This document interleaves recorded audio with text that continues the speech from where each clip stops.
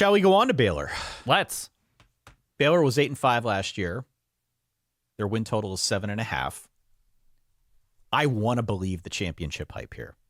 There is real championship hype for Baylor. The combo of the defense and the schedule for me are a little too much to get over. Okay. I am cautiously optimistic about this team. I've got them at 8-4. I think there's potential for more. But it's stuck in my craw. Kind of like with Texas Tech, honestly.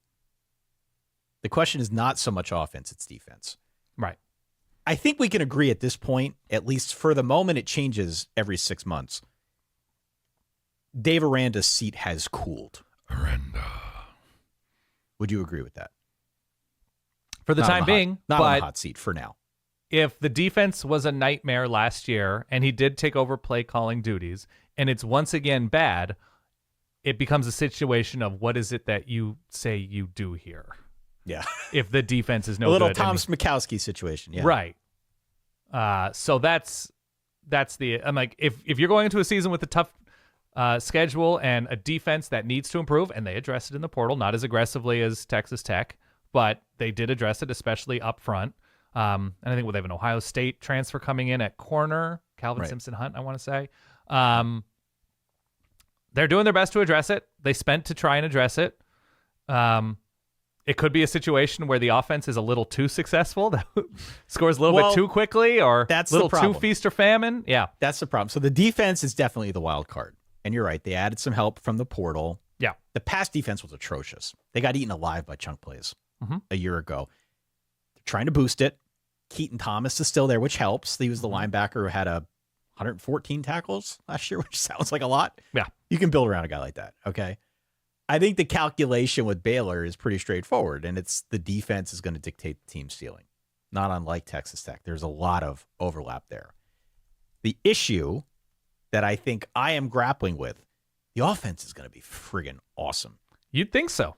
You would think so. Last year was a huge success under Jake Spavital, and it's possibly going to be even better this season. Sawyer Robertson, who was kind of an afterthought before last season, because remember, it was like DeQuan Finn. We were talking about DeQuan Finn. Yeah, before that, Blake Shapen, yeah. Sawyer Robertson emerged as arguably the best quarterback in the whole damn conference by the end of the year. He had 22 touchdown passes. Him and Levitt, yeah. In his final 8 games of the season. The backfield was also a really big success story. Bryson Washington became the best freshman running back in Baylor history, going over 1,000 yards. 12 touchdown. Dawson Pendergrass, another name, added 700 more yards on the ground. This is a good quarterback, a good running back duo, one of the better offensive lines in the country. Just hit stop. That's good. That's a good starting point for a Spav offense that I think he's going to be able to ratchet up again. So agree.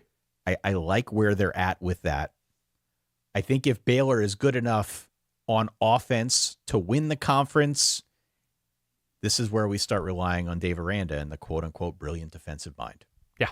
I don't want to count him out. It's not a quote-unquote. He has fielded too many good defenses for us to not think he can figure this out. But it's quote-unquote because the pass defense was so terrible last year. Just throw it up. There's more work to do here. Here is if I can pull out the flaw finder here for a second. I'm going to introduce my flaw finder, okay? Thank you, Lorenzo. Holy hell, the schedule. September is a September to remember, yeah. Holy hell. In the first half of the season, Baylor has Auburn, SMU, Arizona State, Kansas State, and TCU. That's not even mentioning that they're going to face 2 teams that made the college football playoff in Arizona State and SMU, okay? Added context there. That is a murderer's row.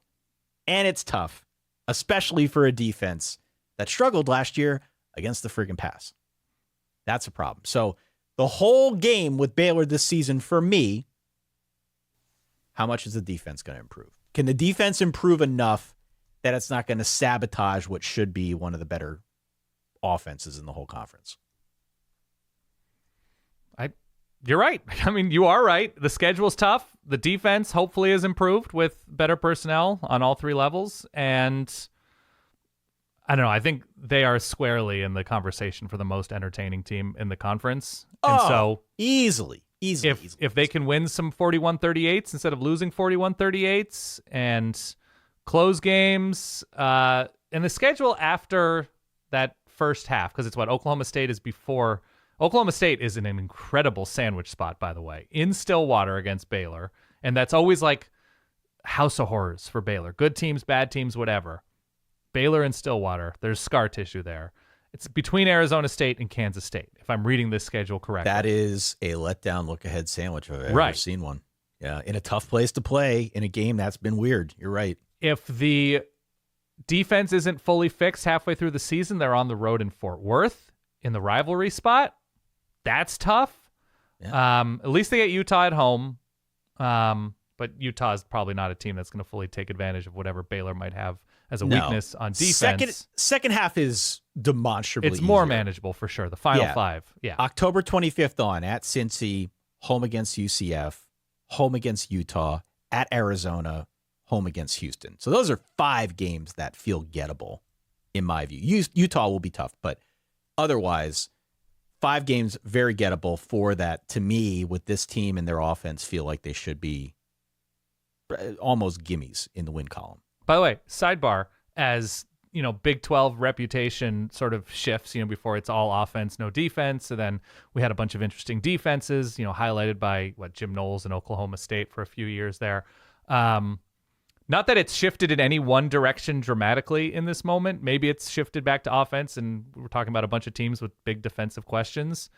Really strong and deep quarterback conference. This year, it looks like, especially the top half, like not elite, incredible NFL filled, but quality, fun, interesting, varied styles. And like you were talking about, maybe by the end of the year last year, Sawyer Robertson was the best or one of the best quarterbacks. We're also talking about Sam Levitt and Shedeur Sanders last year. Yeah. Like, it was a really fun grouping last year, and it appears